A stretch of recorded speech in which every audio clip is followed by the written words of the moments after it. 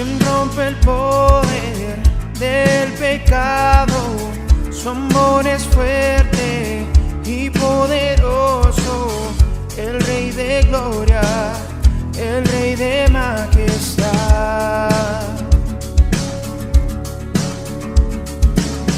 Conmueve al mundo con su estruendo y nos asombra con maravillas, el Rey de gloria, el Rey de majestad.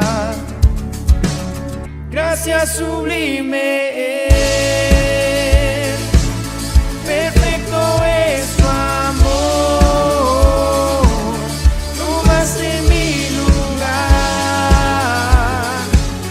cargaste tú mi cruz, tu vida dice allí, y ahora libre soy. Oh, Jesús, te adoro por lo que hiciste en mí.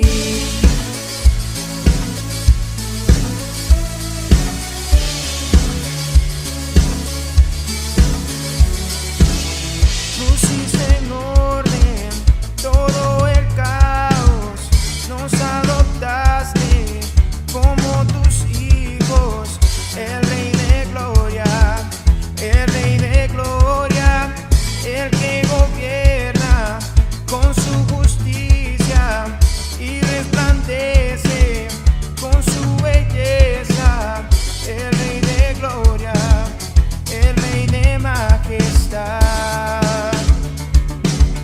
Gracias sublime es, perfecto es tu amor, tomaste mi lugar, cargaste tú mi cruz, tu vida dice allí, y ahora libre soy. Oh, Jesús, te adoro por lo que hiciste en mí.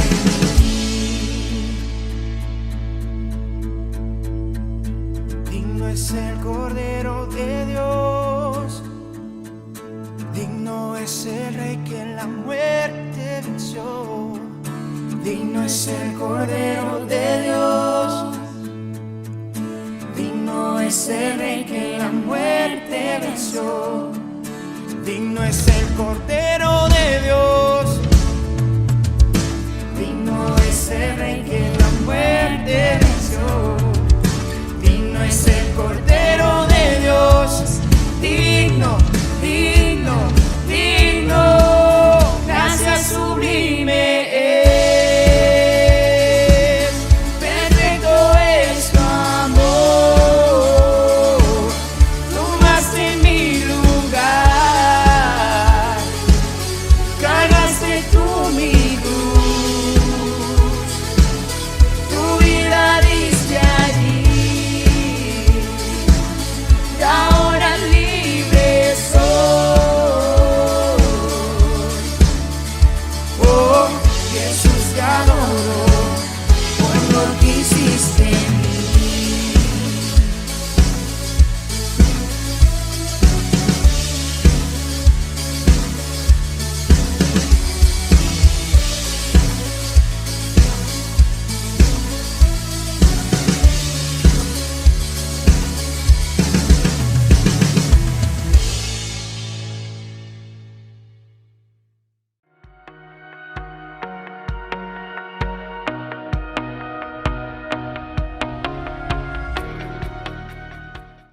¿Cómo están, amados hermanos? Bienvenidos nuevamente a esta serie de exposiciones en la epístola a los Hebreos que hemos titulado Cristo es superior. Y hasta ahora, desde el capítulo 1, hemos visto a Cristo como superior, por ejemplo, a los ángeles y a los profetas del Antiguo Testamento. También hemos visto a Cristo como superior a Moisés y a Josué y también a Abraham, que son los personajes claves para los hebreos, muy importantes dentro de lo que ellos consideran su historia, ¿no? Sus promesas, sus patriarcas, etc.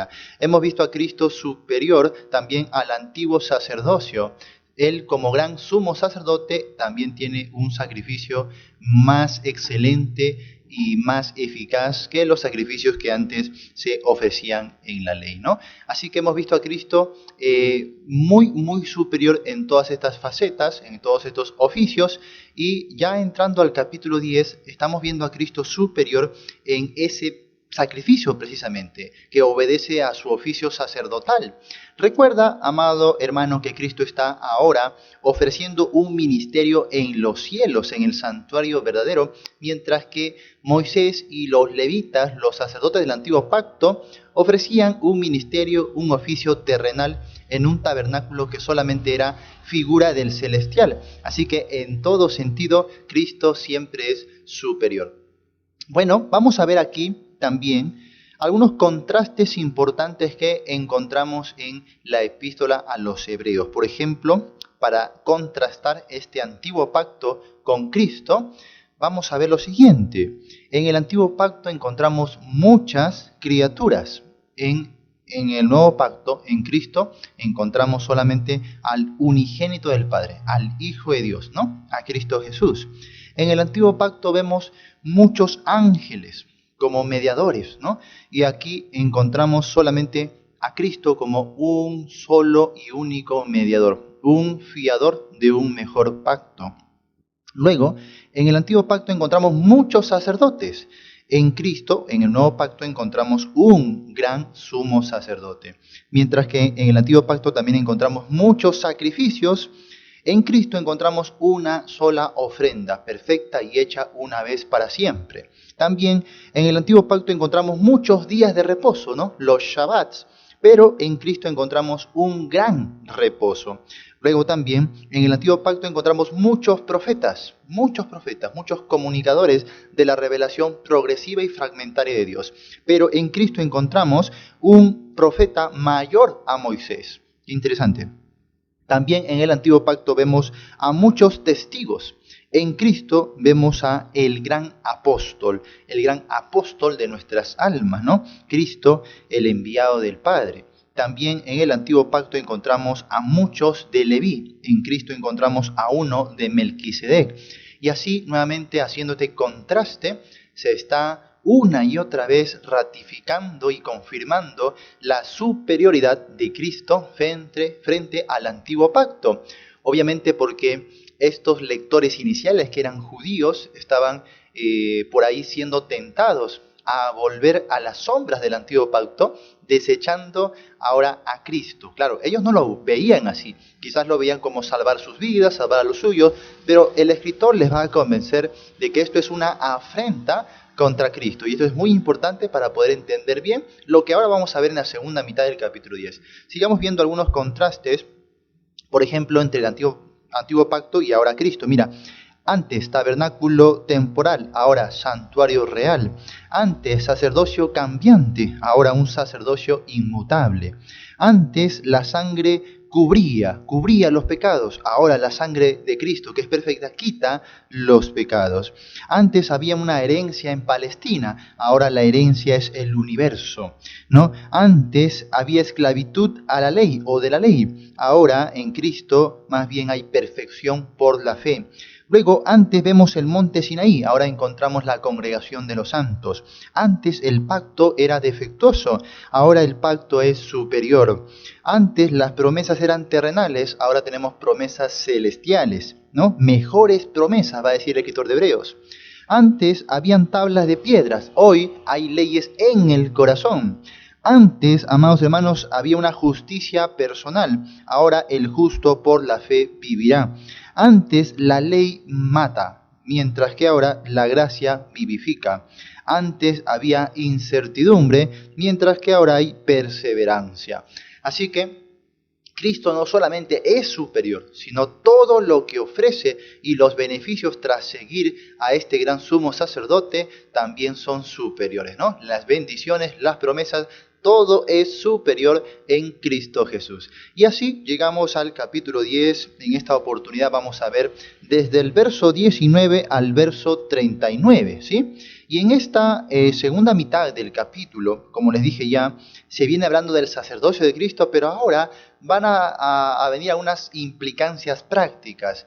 Después de que el autor ha sustentado este sacerdocio de Cristo que es superior, que es eficaz, que es eterno, que es trascendente, ahora, ¿qué trae eso como implicancias a las vidas, primero de estos lectores iniciales y luego como aplicaciones a nuestros días? ¿Qué implicancias traería también para nosotros, ¿no? Tanto en el ministerio como en la vida personal? Muy bien, así que vamos a dividir esta porción del capítulo en 3 secciones naturales, ¿sí?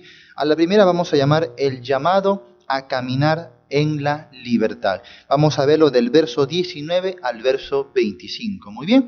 Y después vamos a ver la advertencia de no caminar en la libertad. Número 2, ¿no? La advertencia de no caminar en la libertad. Y eso lo veremos del verso 26 al verso 31, ¿no? Y número 3, vamos a ver la motivación, que es una motivación correcta para caminar en la libertad, del verso 32 al verso 39. Así que tenemos aquí como tema central, principal, el camino de la libertad. Y nos basamos en ese verso que dice, verso 19, así que, hermanos, teniendo libertad para entrar en el lugar santísimo por la sangre de Jesucristo, por el camino nuevo y vivo que Él nos abrió a través del velo, esto es de su carne, y teniendo un gran sacerdote sobre la casa de Dios, y a partir de eso va a comenzar un llamado. Bueno, si te das cuenta, ese versículo 19 hasta el verso 21 ha resumido lo que el autor ha intentado demostrar, defender, ¿no? Desde el capítulo 1 hasta esta sección. Él mismo ha sintetizado su carta, ¿no? Toda esta primera mitad, que es muy teológica, pero también es muy exhortativa, porque él quiere amonestar, quiere reprender, quiere exhortar a su audiencia para que considere bien las cosas, para que medite en lo que está haciendo y no tome una mala decisión. ¿Cuál sería la mala decisión o el pecado? Recuerda que él siempre va a hablar del pecado. Un error que se comete normalmente, por la cual muchos van a ciertos versículos de Hebreos y malinterpretan lo que el autor quiso decir, es porque cuando aparece la palabra pecado, pecar, pecaremos, lo interpretan como cualquier pecado. No, si leemos toda la epístola como una sola unidad de pensamiento, aquí el pecado sería, después de haber entendido bien las cosas, todavía seguir con esa necedad de volver a lo antiguo, desechando a Cristo. Así que ese es el pecado, ¿no? Desechar a Cristo, incredulidad. Eso es el pecado. Y si usted entiende bien ese pecado, ahora sí va a poder interpretar bien cualquier capítulo de esta preciosa epístola a los Hebreos. Muy bien. Y bueno, también mira el resumen. Vamos a dar una ojeadita aquí al resumen, ¿no? Así que, ¿ve? Esto es la conclusión. Así que me está diciendo que ahora viene la parte aplicativa, ¿no? Y dice, hermanos, teniendo libertad. Ahí está el camino de la libertad. Por lo cual vamos a ver esas 3 cosas, ¿no? El llamado a caminar en la libertad, la advertencia de no caminar en la libertad, y también vamos a ver la motivación correcta para caminar en la libertad. Y aquí la libertad tiene que entenderse no solamente como el aspecto de que una vez el velo se abrió y como que una sola vez hemos tenido esa libertad de acceso. Aquí la libertad no es solamente una entrada, sino una permanencia, una comunión, una relación. La voz del Hijo que constantemente Él ha citado, si oyeres hoy su voz, no endurezcáis vuestros corazones, es un llamado a la comunión, es un llamado, como dice, acerquémonos pues confiadamente al trono de la gracia en el capítulo 4, ¿no? Ingresen porque ahora tenemos ese camino abierto, ¿no? Ya no hay velo y permanezquemos ahí en el trono de la gracia, hallando el oportuno socorro para vuestra debilidad. ¿Cuál era la debilidad? No cualquier cosa, sino esa tentación de abandonar a Cristo, volviendo a las sombras del judaísmo, ¿no? Del antiguo pacto, a los animales, al antiguo sacerdocio, todo por salvaguardar sus vidas. Eso era el pecado, la incredulidad y la afrenta contra el Señor Jesucristo, ¿no? Así que el camino a la libertad sería no solamente entender que algún día por ahí alguien ejerció una decisión en cuanto a su arrepentimiento y su salvación, sino también es un camino de libertad en el sentido de una comunión, una relación, ¿no? Con Cristo, con el Padre, que ahora eso le lleva al crecimiento, que ahora eso le lleva a la vida plena, a la madurez. En el capítulo 6 dice ya dejen los rudimentos y vayamos adelante a la perfección. Pero si ellos insistían en el antiguo pacto, en los rudimentos, es decir, en aquellas cosas doctrinales básicas que eran primarias antes de que Cristo venga a revelar todos los misterios, ¿no? Van a permanecer ahí en la niñez, en el infantilismo, y no van a ir hacia la madurez como se espera. Muy bien, así que seguimos examinando esto. Dice, teniendo libertad para entrar en el lugar santísimo. Aquí el autor está haciendo una diferencia de lo que era el lugar santo y el lugar santísimo. En el lugar santo habían pues sacerdotes, habían utensilios y había mucho trabajo. En el lugar santo ya se está en el ministerio, ya se está sirviendo a Cristo, ya hay cierta relación, cierta comunión con el Dios de la gracia. Pero la diferencia es que en el antiguo pacto había pues la separación del lugar santo con el lugar santísimo. Y cuando uno ingresaba al lugar santísimo, ya no trabajaba mucho, sino disfrutaba de la presencia de Dios y uno podía tener una comunión, una relación. Claro, entraba con sangre, ¿no? Para efectuar la propiciación y a partir de eso tener una comunión con Dios, ¿no? Y Dios era propicio a los pecados del pueblo a través de ese sacrificio. Eso era simbólico nada más, porque luego eso se iba a cumplir plenamente en Cristo. Por eso Cristo entró por nosotros como precursor, llevando su propia sangre a Él mismo como un gran sumo sacerdote, y el mismo sacrificio se presenta a Dios, intercede por nosotros y se logra una comunión. Ingresen al lugar santísimo, esto es, a la vida plena, a la vida llena del Espíritu Santo, a una vida ferviente en el Señor, que cuando uno está en ese fervor, no importa cuánta persecución sufra o aflicción del mundo, va a estar gozoso, va a estar firme, va a estar seguro, ¿no? Va a estar siempre con esperanza y va a perseverar. Así que vamos a ver primero el llamado a caminar en la libertad. Vamos a dirigirnos al verso 22, ¿sí? Dice, acerquémonos con corazón sincero. ¿Ve? O sea, ya que tenemos ese camino de libertad, ya que todo está dado por este gran sumo sacerdote, ahora en consecuencia nosotros vamos a llevar a cabo una acción.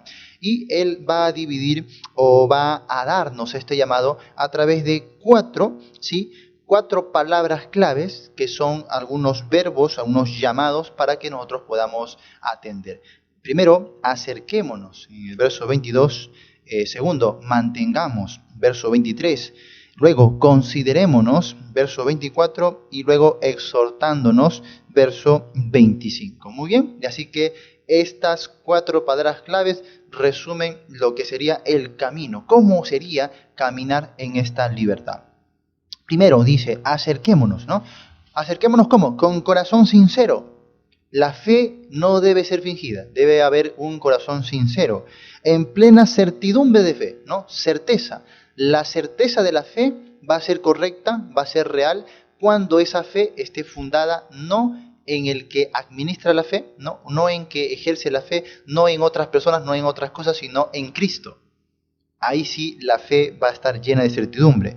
Luego dice, purificándoos los corazones de mala conciencia y también lavados los cuerpos con agua pura. O sea, refiriéndose a la santidad, al deseo de santidad, como sucedía con los sacerdotes en el antiguo pacto, ¿no? Se lavaban los cuerpos, ofrecían sacrificios por sus propios pecados antes de ejercer el ministerio. Así que aquí la idea es, tomen conciencia de a quién se están acercando, ¿no? Pero entren con seguridad. ya que no depende de su santidad, sino depende de lo que Cristo hace en ustedes. Pero en ustedes se manifiesta ese deseo de serle agradables. ¿Y cómo es posible ahora? A través de Cristo. Muy bien, luego de eso dice mantengamos. Mantengamos firme, sin fluctuar, la profesión de nuestra esperanza. Aquí la profesión se refiere a aquella que ellos ejercieron en Cristo, profesaron fe en Cristo, ¿no? Cuando creyeron en Él como su Mesías, creyeron en Él como Redentor, creyeron en Él como su Salvador. Mantengamos nuestra esperanza porque fiel es el que prometió. Nuevamente, la esperanza no está basada en lo que uno hace o deja de hacer, sino en Él, en su fidelidad. Fiel es el que prometió, ¿no? Por eso mantengamos firme nuestra esperanza. Luego, consideremos. Aquí el llamado ya es congregacional, ¿no? El llamado ya no solamente es a mirar por uno mismo, también es aprender a mirar por otros para alentarles también. Considerémonos unos a otros, ¿ves? Unos a otros para estimularnos al amor y a las buenas obras. Aquí la idea no es condenarse, no es ser jueces los unos de los otros. Si uno entiende su debilidad y el gran sumo sacerdote se compadece de nuestras debilidades, ahora nosotros también obramos en misericordia y ayudamos a los demás. Nos exhortamos, nos ayudamos, ¿no? Como dice aquí, nos consideramos unos a otros. Y finalmente dice, no dejando de congregarnos, como algunos tienen por costumbre, sino, lo contrario, exhortándonos. Cuarta palabra clave aquí, ¿no? Exhortándonos, y tanto más cuando veis que aquel día se acerca. Aquí la palabra exhortándonos quiere decir avivar el fuego, ¿no? Despertar a la acción, llamar la atención. Esto es una tarea de todos, no solamente de los pastores o líderes. Ahí la idea es unos a otros. Considerémonos y también exhortándonos, llevando adelante el fervor unos a otros. Muy bien, así que aquí está el llamado a caminar en la libertad y la manera correcta es así, ¿no? Acerquémonos, mantengamos, considerémonos y también exhortándonos. Número 2, vamos a ver la advertencia de no caminar en la libertad. En esta oportunidad vamos a dividirlo en 3 secciones nada más. Número 1, no hay más sacrificio, ¿sí? Número 2, hay un mayor castigo. Y número 3, Dios castiga a su pueblo, ¿no? Dios juzga a su pueblo. Muy bien, así que a partir del verso 26 hasta el verso 27 vemos lo primero, no hay más sacrificio. Porque ese por qué es un conector de razón que nos está enlazando a lo dicho anteriormente. ¿Qué se nos dijo anteriormente? Que Cristo es el gran sumo sacerdote que ha desplazado a los sacerdotes antiguos y Él también es la única ofrenda perfecta, acepta delante de Dios, que ha desplazado a las antiguas ofrendas o sacrificios. Y bueno, ya se hizo el llamado a caminar en esa libertad, ya pueden entrar al lugar santísimo. ¿Por qué? Porque Cristo ha vertido esa sangre preciosa, perfecta y acepta delante de Dios. Muy bien, y bueno, ahora dice, ahora que se ha hecho todo esto, si pecaremos voluntariamente, recuerda el pecado que dijimos en la introducción, ¿cuál sería el pecado? El pecado sería renunciar a Cristo, ofender a Cristo, ¿no? Incredulidad. Eso sería el pecado. Si pecáramos voluntariamente después de haber recibido el conocimiento de la verdad, ¿cuál es ese conocimiento de la verdad? Pues todo lo que el autor en la carta ya les ha sustentado, le ha demostrado, ya les ha exhortado, ya les dije la verdad. Ahora, si después de haber conocido la verdad, ustedes igual blasfeman contra el Señor, igual rechazan a Cristo, sepan que ya no queda más sacrificio por los pecados. Número 1. Porque los sacrificios que se hacían en el antiguo pacto, en el cual ellos todavía estaban inclinados a confiar, eran sacrificios ineficaces, temporales, figurativos, ya se dijo anteriormente, solamente cubrían, pero no quitaban el pecado. Así que si confiaban en esos sacrificios, en realidad no iban a tener respuesta, no iban a tener eficacia. Y número 2, el sacrificio de Cristo, que era el único que sí puede quitar el pecado para siempre y santificar para siempre, ellos lo están desechando. Y recuerda que Cristo murió una sola vez y para siempre. Eso lo va a decir en su carta. Él murió una sola vez, ofreció esa ofrenda una sola vez y para siempre. De manera que si desechamos este sacrificio, no crean que Cristo vendrá a morir otra vez por ustedes. Esto va enlazado al pensamiento del capítulo 6, ¿no? Cuando dice aquellos que piensan que recayendo pueden otra vez ser regenerados.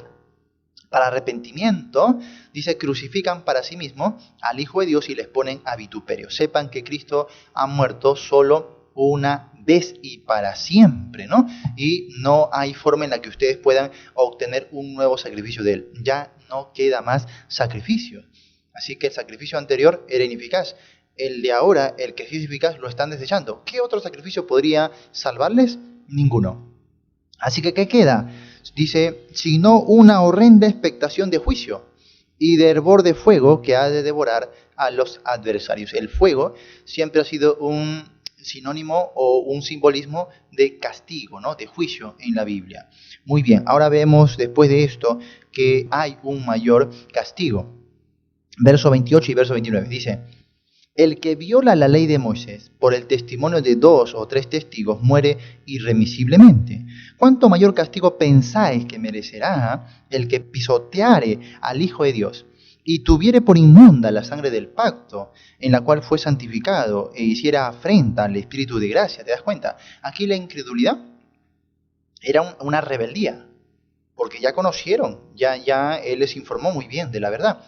Entonces esto de aquí es una desobediencia deliberada, ¿no? O sea que si por ahí la audiencia respondía bien a este llamado, se habían manifestado los frutos de Dios.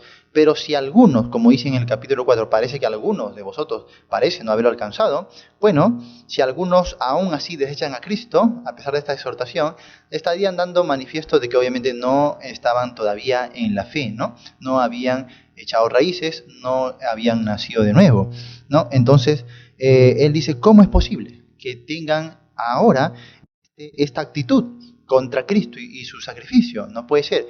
En la antigua ley, en el antiguo pacto, había retribución, había castigo cuando se desobedecía.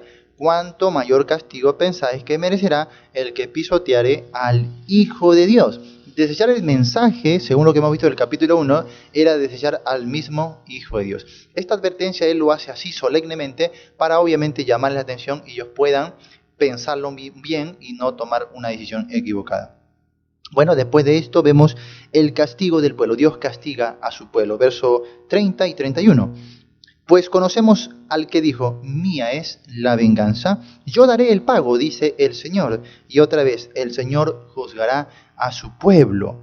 Horrenda cosa es caer en manos del Dios vivo. Bueno, esto lo vamos a entender hasta el final del capítulo 12, porque Dios disciplina a su pueblo, pero lo dice claramente para que participemos de su santidad. No es una disciplina, no es un castigo para condenación eterna, sino para participar de la santidad, para arrepentirse y ellos puedan aprender, porque es un Padre, ¿no? No solamente es Dios, también es Padre para ellos. Y finalmente vemos la motivación.